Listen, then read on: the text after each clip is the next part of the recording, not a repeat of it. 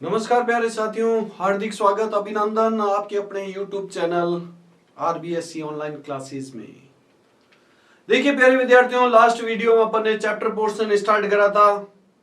आपको chapter first की मैंने ट्रांसलेशन समझाई थी।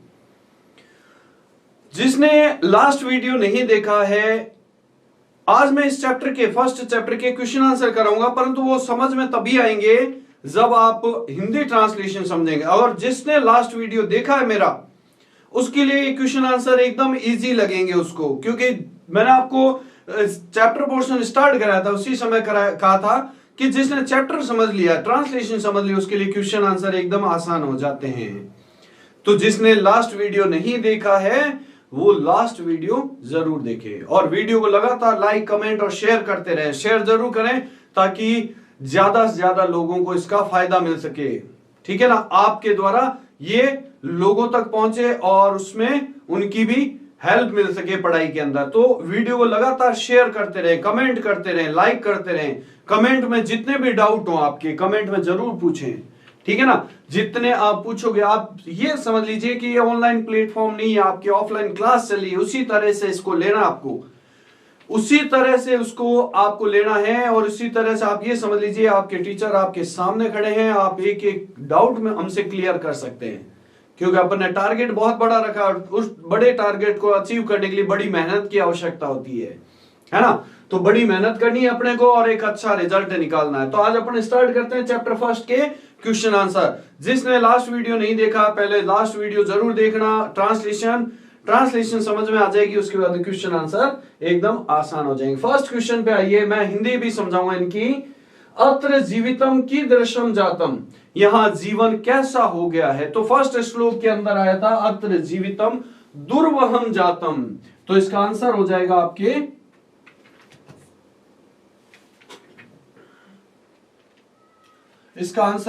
आपके दुर्वहम। दुर्वहम मीन्स होता है कठिन। इसका आंसर हो जाएगा आपके दुर्वहम। दुर्वहम मीन्स होता है कठिन, यहां जीना कठिन हो गया। कहां पर? शहरों के प्रदूषित वातावरण में। अनिशम महानगर मध्य किम प्रचलति, अनिशम मतलब होता है रात दिन। रात दिन महानगरों के बीच में क्या चलता रहता है, क्या चलता रहता है। तो इसका आंसर हो जाएगा आपके कालायश्चक्रम, यानी कि लोहे का पहिया। लोहे का पहिया किसका? गाड़ियों का। यानी कि रात दिन क्या चलती रहती है शहरों के अंदर? अनेकों गाड़ियां चलती रहती है। कुत्सित वस्तु मिश्रितम किम अस्ति, बुरी वस्तुएं मिला हुआ क्या है, किसमें बुरी वस्तुएं मिला दी गई है। तो इसका आंसर हो जाएगा आपके भक्ष्यम, यानी कि भोजन में, भोजन के अंदर बुरी वस्तुएं मिला दी गई है। फिर नेक्स्ट क्वेश्चन है, अहम कस्मै जीवनम काम्ये, मैं किसके जीवन की कामना करता हूं। कवि ने किसके जीवन की कामना की है। तो लास्ट श्लोक के अंदर आपने पढ़ा होगा मानवाय जीवनम काम्ये, ये आया था। तो इसका आंसर हो जाएगा मानवाय। मानवाय इसका आंसर हो जाएगा। केशाम माला रमणीया, किसकी माला सुंदर लग रही है। तो इसका हो जाएगा हरित तरुणाम ललित लतानाम।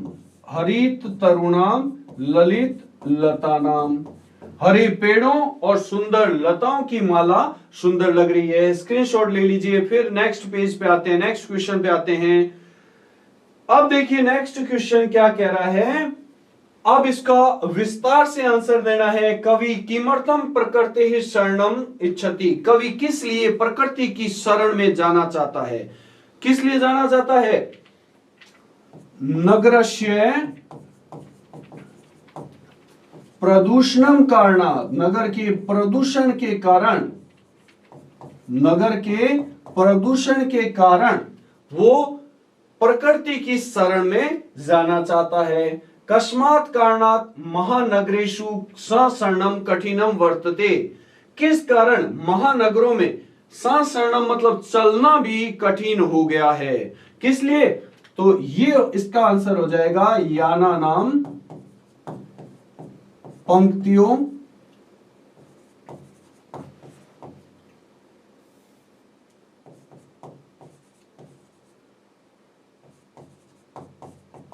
कारणात्, गाड़ियों की लाइनों के कारण, गाड़ियों की पंक्तियों के कारण चलना भी क्या हो गया है, कठिन हो गया है। अस्माकं पर्यावरणे किम किम दूषितम अस्ति, हमारे पर्यावरण में क्या क्या दूषित हो गया है। तो देखिए, जलम, जल दूषित हो गया है, अन्नम, भक्ष्यम यानी कि भोजन, और धरातलम, ये सब क्या हो गए हैं, प्रदूषित हो गए हैं, ये सब प्रदूषित हो गए हैं। कवि कुत्र सचरणम क्रतुम इच्छति, कवि कहां जाना चाहता है, तो कवि कहां जाना चाहता है, ग्रामांते यानी कि गांव की सीमा पर जाना चाहता है। ये आ जाएगा आपके कुत्र की जगह, ग्रामांते यानी कि गांव की सीमा पर जाना चाहता है। स्वस्थ जीवनाय कीदृशे वातावरणे भ्रमणीयम, स्वस्थ जीवन के लिए कैसे वातावरण में घूमना चाहिए, तो स्वच्छ वातावरणम भ्रमणीयम, स्वच्छम वातावरणम, स्वच्छम वातावरणम भ्रमणीयम। अंतिम पद्यांशे कवेः का कामना अस्ति, अंतिम पद्यांश में कवि की क्या कामना है, तो कवि की कामना है मानवाय जीवनम काम्ये, मानवों के जीवन की कामना है, मानवों के जीवन की कामना है। तो देखिए, अब मैंने इन क्वेश्चनों की भी हिंदी समझा दी, तो आपके लिए याद करना और इजी हो जाएगा। अब प्यारे विद्यार्थियों आ जाइए संधि या संधि विच्छेद पे। ये सारे मैंने आपको जब चैप्टर पढ़ा है उस समय सारे संधि विच्छेद करा दिए, क्योंकि कोई भी बड़ा वर्ड हो बेटा जी उसका संधि विच्छेद कर लो, उसका अर्थ इजीली समझ में आ जाता है। तो प्रकृति रेव, इसका संधि विच्छेद मैंने आपको बताया था, प्रकृति ही प्लस एव, प्रकृति ही प्लस एव, ये इसका संधि विच्छेद हो जाएगा। श्यानेव का संधि विच्छेद बताया था मैंने आपको, श्यात प्लस न प्लस एव, श्यानेव, श्यात प्लस न प्लस एव, श्यानेव हो जाएगा, श्यात प्लस न प्लस एव। फिर नेक्स्ट है ही अनंता, इसका संधि विच्छेद मैंने आपको बताया था, ही प्लस अनंता, ही प्लस अनंता यण संधि का उदाहरण है ये। बही अंतः जगती, इसका संधि विच्छेद कर देंगे तो रुत्व संधि लग जाएगी यहां पर, बही रंता जगती, बही रंता जगती, दोनों के अंदर रुत्व संधि लगी हुई है। अब देखिए असमान नगरात, इसका संधि विच्छेद हो जाएगा असमान प्लस नगरात, असमान प्लस नगरात। नेक्स्ट है सम प्लस चरणम, इसका संधि वर्ड हो जाएगा सचरणम, सचरणम, ये इसका संधि विच्छेद हो जाएगा। धूमम प्लस मुंचती, जहां पर भी हलंत म आ जाए अंत में, पद के अंत में, वहां पर हमेशा अनुस्वार संधि लगेगी, और म का अगर उसके बाद में व्यंजन होता है तो अनुस्वार बन जाता है, तो म के बाद म आ गया तो व्यंजन आ गया, इसलिए इसका अनुस्वार बन गया और वर्ड बन जाएगा धूमम मुंचती, धूमम मुंचती। ये आपके संधि विच्छेद, हालांकि मैंने इनको पहले ही चैप्टर के टाइम भी आपको करवा दिए थे, स्क्रीनशॉट ले लीजिए बेटा। फिर नेक्स्ट पेज पे आते हैं अपन। इन प्रश्नों में अब मेरे हिसाब से कोई दिक्कत नहीं आएगी। अगर आपने चैप्टर समझ लिया, हिंदी ट्रांसलेशन समझ ली, तो चैप्टर आपके लिए बहुत इजी हो जाता है प्यारे विद्यार्थियों। नेक्स्ट है अव्यय पद। क्वेश्चन पेपर में भी 4 नंबर का अव्यय पद आता है, इसी तरीके से ऊपर अव्यय दे रखे होते हैं। कैसे करना वो मैं आपको बता रहा हूं। पहले इन अव्ययों का अर्थ हिंदी में पता कर लीजिए। भ्रशम मीन्स होता है अत्यधिक, यत्र जहां, तत्र वहां, अत्र यहां, अपि मीन्स भी, एव मीन्स ही, सदा मीन्स हमेशा, और बही मीन्स बाहर। तो अब फर्स्ट क्वेश्चन है इदानीम वायुमंडलम प्रदूषितम अस्ति, तो इसका आंसर हो जाएगा भ्रशम। यहां पर वायुमंडल भ्रशम मीन्स अत्यधिक प्रदूषित हो गया। अब अव्यय का क्वेश्चन जब भी करो पहले उसमें फिलअप्स भरो और फिर ये देखो कि उस लाइन का सही अर्थ निकल रहा है, तब तो आपने वर्ड सही भरा। अगर सही अर्थ नहीं निकल रहा है इसका मतलब आपने वर्ड गलत भरा है।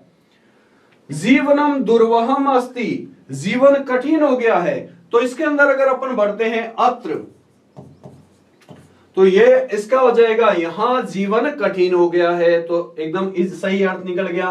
प्राकृतिक वातावरणे क्षणम सचरणम, इसके अंदर अगर अपन भर दें अपि, तो ये हो जाएगा अपि। प्राकृतिक वातावरण में एक पल घूमना भी लाभदायक होता है। फिर है पर्यावरणम संरक्षणम, पर्यावरण की सुरक्षा करना एवं मतलब ही प्रकृति की आराधना करना है। पर्यावरण की सुरक्षा करना ही प्रकृति की आराधना करना है। समय से सदुपयोग करणीय, समय का सदुपयोग करना चाहिए, तो इसमें भर दीजिए सदा, तो हमेशा समय का सदुपयोग करना चाहिए।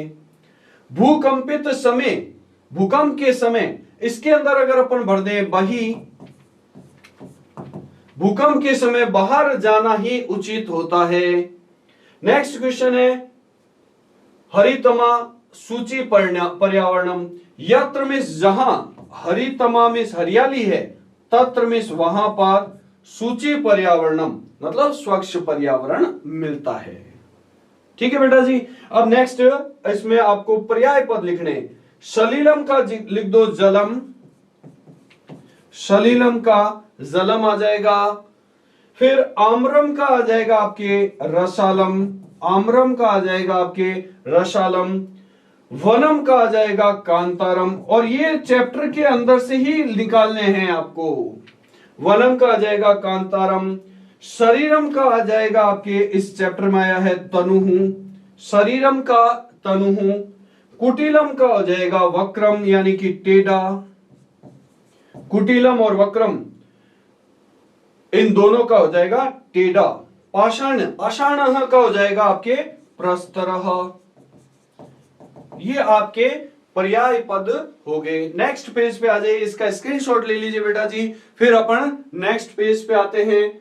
नेक्स्ट पेज पे आपके हैं विलोम पद लिखने, विलोम पद लिखने हैं इसमें, तो सुकर्म का हो जाएगा आपके, ये भी आपको चैप्टर के अंदर से ही लिखने हैं। दुष्कर्म, सुकर्म इस आसानी से और दुष्कर्म इस कठिन।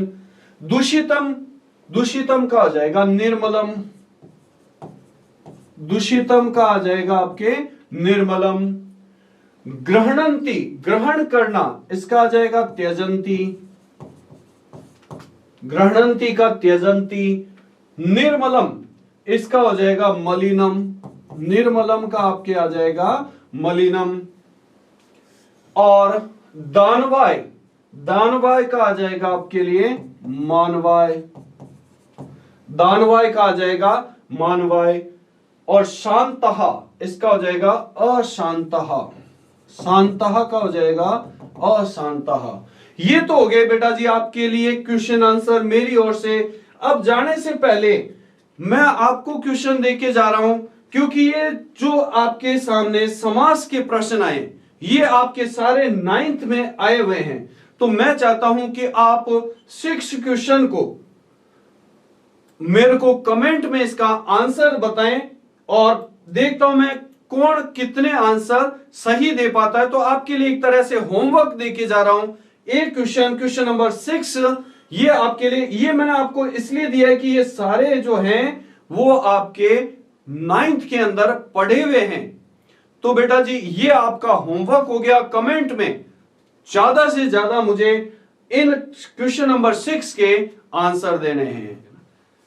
तो बेटा जी क्वेश्चन नंबर 6 ये मैंने आपको दिया होमवर्क के अंदर, इसको कमेंट में मेरे को आंसर जरूर बताना है। नेक्स्ट क्वेश्चन पर आ जाइए, प्रश्न निर्माण। प्रश्न निर्माण है पहला क्वेश्चन, इसकी मैंने ट्रिक भी आपको बताई हुई है।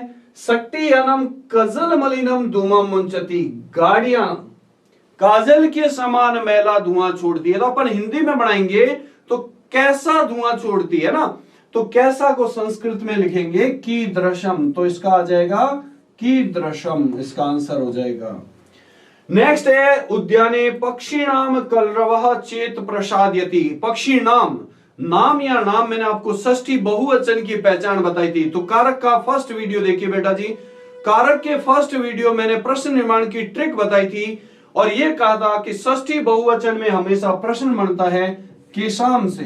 तो इसका आंसर आ जाएगा आपके केशाम। पाषाणी सभ्यता, लता, तरु, गुल्मा, ये प्रथमा विभक्ति का बहुवचन है। इसके लिए इसके अंदर आंसर क्वेश्चन बन जाएगा के से। फिर महानगरेशु, महानगरेशु, सु सप्तमी विभक्ति बहुवचन की पहचान है। सप्तमी बहुवचन में मैंने आपको ट्रिक बताई थी।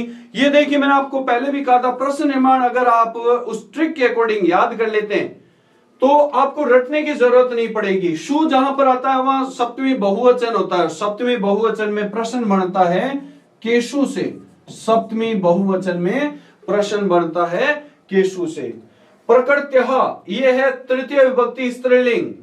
तो अया जहां पर ध्वनि निकलती है वहां पर हमेशा कया से प्रश्न बनता है। ये सारे आपके प्रश्न हैं उसी ट्रिक के अकॉर्डिंग आ रहे हैं। तो जिसने कारक का फर्स्ट वीडियो नहीं देखा, उस फर्स्ट वीडियो के अंदर जाइए, प्रश्न निर्माण की मैंने आपको ट्रिक बता रखी है, उस ट्रिक को याद कर लीजिए। एक भी चैप्टर के क्वेश्चन आंसर आपको रटने की जरूरत नहीं पड़ेगी।